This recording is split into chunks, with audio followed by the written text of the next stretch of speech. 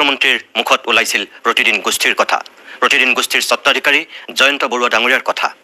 আৰু তাৰপিছত তেখেতে যিখিনি কথা ক'লে, যিসকলে দিনৰ ভাগত মুখ্যমন্ত্ৰীৰ সেই বক্তব্য বিধানসভাৰ মজিয়াত কোৱা দেখা নাছিল, এই মুহূৰ্তত মই আপোনালোকক মুখ্যমন্ত্ৰীৰ বক্তব্যৰ সেইখিনি অসম্পাদিত ৰূপত প্ৰথমতেই দেখুৱাই ল'ব বিচাৰোঁ। চাওক আপোনালোকে। কোনোবা এখন ৰাজ্যৰ কৰবাত যেতিয়া কিবা এটা নিগেটিভ হয় তেতিয়া তাক ক'বৰ কাৰণে বহুত মানুহ ওলায়, কিন্তু যেতিয়া কোনোবা এটা ৰাজ্যত মানুহে ভাল কাম কৰিবৰ বাবে চেষ্টা কৰে তাক প্ৰশংসা নকৰে। যোৱা 5 দিন আগতে অসমলৈ অহা বাইকাৰ ছোৱালী এগৰাকীৰ বাইকখন চুৰি হ'ল। এজ ইউজুৱেল অসমত এখন বাতৰি কাকত আছে, মানুহৰ অখিল গগৈ ডাঙৰীয়াৰ প্ৰায় দিনটো হয়, বেয়া কথা কৈ ভাল পায়। মানে এইটো তেওঁৰো গাত এটা বেমাৰ আছে, বেয়া কথা লিখি ভাল পায়, ৰাতিপুৱাই মানে কুটকুটাই থাকে, বেয়া কি পঢ়িব পাৰো, বেয়া কি পঢ়িব পাৰো। আৰু মোৰ ইমান সাহস আছে, চক ইলেকশ্যনত তেওঁৰ মোৰ সহায় নালাগে, সেইকাৰণে মই ইলেকশ্যন মুখী বাজেটো দিয়া নাই। আপোনালোকতো কপি থাকে তেওঁৰ নামত, মইতো নকপো। এইটোৱে হৈছে Himanta Biswa Sarma. It makes me different from all of you. আপোনালোকে আকৌ ডিএম হৈ প্ৰথম কাক লগ ধৰিছিলে? CM হৈ প্ৰথম কাক লগ ধৰিছিলে আপুনি? ৰঞ্জন গগৈ। আমাৰ ওচৰলৈ গৈছিলে নেকি? আপোনাৰ ঘৰতে যাম। নাই, গৈছিলে কাৰ ওচৰলৈ? জয়ন্ত বৰুৱা। তেতিয়াহ'লে এতিয়া আকৌ উল্টা কথা কেলে কৈছে? সংবাদটো চলি থাকিব। মোক বেয়া পোৱা মানুহখিনি ঘৰত মই আগত গৈ দেখুৱালো যে দাদা চাওক আপুনি বিৰোধিতা কৰিছিল, মই CM হৈ গ'লো। মই জয়ন্ত বৰুৱাৰ ওচৰত আজি এটা মই ডাঙৰ সাঁথৰ আজি মই আপোনালোকৰ ডাঙৰ সাঁথৰ এটা ভাঙি দিওঁ। অলপ সময় আপুনি মোক হেল্প কৰে, মই এইটো ধন্যবাদ দিছোঁ। মই যেতিয়া কটন কলেজৰ জেনেৰেল ছেক্ৰেটাৰী উঠিছিলোঁ, কোনোবাই কলেজৰ ইলেকশ্যনত সোমাই নেকি? মোক জেনেৰেল ছেক্ৰেটাৰী হৰুৱাবৰ কাৰণেও প্ৰতিদিনে হেডলাইন কৰিছিল। তেতিয়া মই কি কৰিছিলোঁ, প্ৰতিদিনখনকে কিনি দিছিলোঁ। গুৱাহাটীৰ যিমান দোকানত ওলাই চব কিনি দিওঁ, হয় নে নহয়?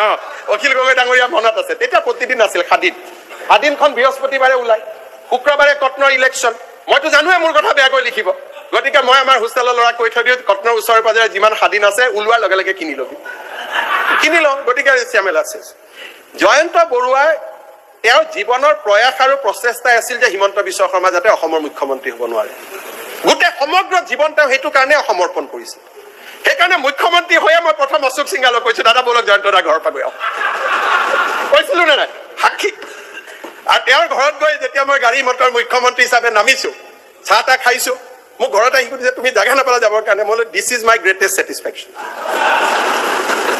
আৰু অহাবাৰ হোৱাৰ পিছত আকৌ যাম যদি ভগৱানে কৰে, আৰু কিবা যদি ডাঙৰ কৰে আৰু যাম। গতিকে তেওঁৰ ঘৰত কিবা এটা হ'লে প্ৰথম যোৱাটো মোৰ ফিক্স। মোৰ ল'ৰা ছোৱালীয়ে কিবা ভাল কাম কৰিলে তেওঁৰ তাতে গৈ মই প্ৰথম খবৰটি দিওঁ। আপুনি সুধিবচোন অখিল গগৈ ডাঙৰীয়াক, অলপ ডাইৰেক্টলি কৈছো, তেওঁক সুধিব মোৰ ল'ৰাই লট চিট পালে মই তেওঁকে প্ৰথম ফোন কৰোঁ, দাদা ৰানচুৱে চিট পালে দেই।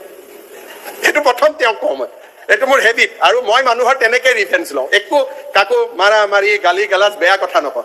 আৰু আটাইতকৈ মোক যিজন মানুহে বেয়া পায় জীৱনত তেওঁক মই বেছি ডাঙৰ সহায় কৰাৰ কাৰণে চেষ্টা কৰোঁ। এইটো মোৰ দিছি যাওঁ। গতিকে মোৰ সেইকাৰণে এইবিলাক ক'লে মোক কোনো কেয়াৰ নকৰে। মাননীয় অধ্যক্ষহঁতে মই ক'ব খুজিছো কি, হিমন্ত বিশ্ব শৰ্মা আৰু অসম দুটা বেলেগ।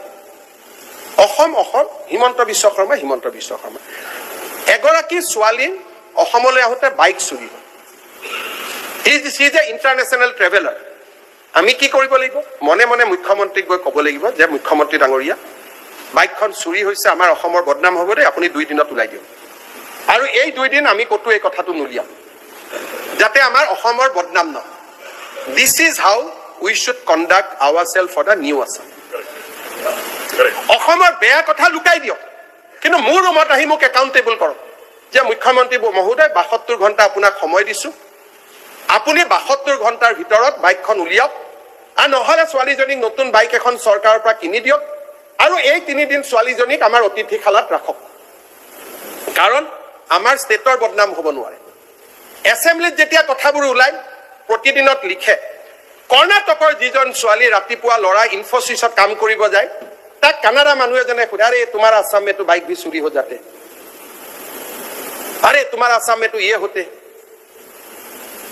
আমাৰ সন্মুখত আমি কোনখন অসমক বিশ্বৰ বৰসভালৈ লৈ যাম? সেইকাৰণে মই কওঁ যে প্ৰতিদিন যুগৰ পৰা ছেমি কণ্ডাক্টৰ যুগলৈ অহাৰ আজি সময় সমাগত।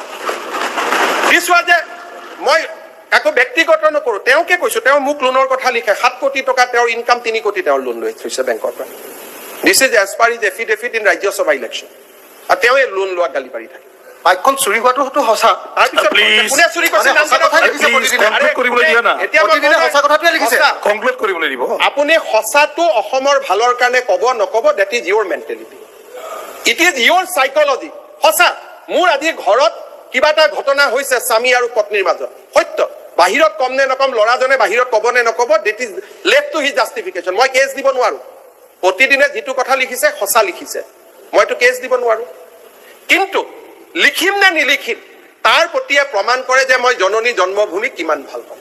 মাননীয় অধ্যক্ষ মহোদয়, আজি বাইকখন ওলালে, নাম কেইটা কোনে চুৰি কৰিছিল ক'লে আপুনি হয়তো অলপমান ক'বতো লাগিবই, কাৰণ সঁচা ক'ব দিছে। অধ্যক্ষ মহোদয়, বাইকখন উদ্ধাৰ হোৱাৰ কথাটো হেডলাইন কিন্তু নকৰো। যদি চুৰি হোৱাৰ কথাটো হেডলাইন কৰাৰ মোৰ সাহস আছে, উদ্ধাৰ হোৱাৰ কথাটো লিখাৰ সাহস মোৰ কিয় নাই? আৰু এনে ধৰণৰ ব্যক্তিয়ে মোৰ জননী জন্মভূমিক হতাশাৰ মাজত বন্দী কৰি ৰাখিছে।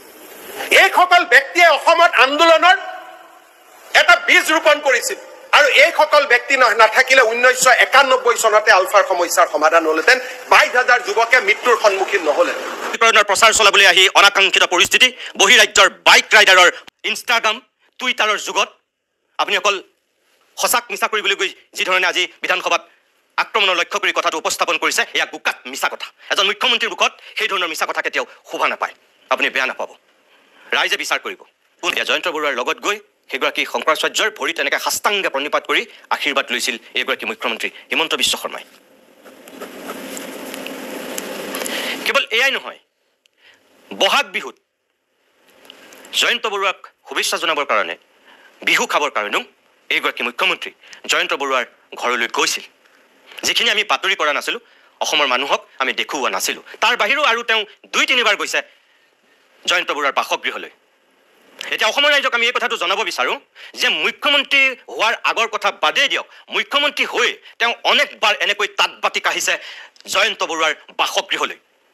কিন্তু হিমন্ত বিশ্ব শৰ্মাৰ বাসগৃহলৈ আজিলৈকে জয়ন্ত বৰুৱা যোৱা এটা দৃশ্য অসমৰ মানুহে দেখিছে নেকি?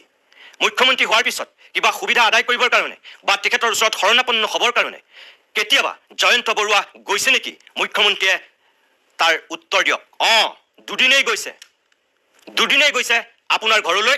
জয়ন্ত বৰুৱাৰ পুত্ৰ আৰু কন্যাৰ যেতিয়া বিবাহ হৈছিল, সৰ্বানন্দ সোণোৱালৰ দিনত, সৰ্বানন্দ সোণোৱাল যেতিয়া মুখ্যমন্ত্ৰী, তেতিয়া জয়ন্ত বৰুৱাৰ পুত্ৰৰ যেতিয়া বিবাহ হৈছিল, সেই বিবাহৰ নিমন্ত্ৰণ দিবৰ কাৰণে আপোনাৰ ঘৰলৈ গৈছিল। আৰু তেখেতৰ কন্যাৰ যেতিয়া বিবাহ হৈছিল তৰুণ গগৈ মুখ্যমন্ত্ৰী হৈ থকাৰ সময়ত, তেতিয়াও আপোনাক নিমন্ত্ৰণ দিবৰ কাৰণে গৈছিল। অকল আপোনাৰ তালৈ যোৱা নাছিল, মন্ত্ৰী বিধায়ক সাধাৰণ শ্ৰেণীৰ মানুহক তেখেতে নিজে গৈ চিঠি দি আমন্ত্ৰণ কৰিছিল, মানুহক অভ্যৰ্থনালৈ নিমন্ত্ৰণ কৰিছিল।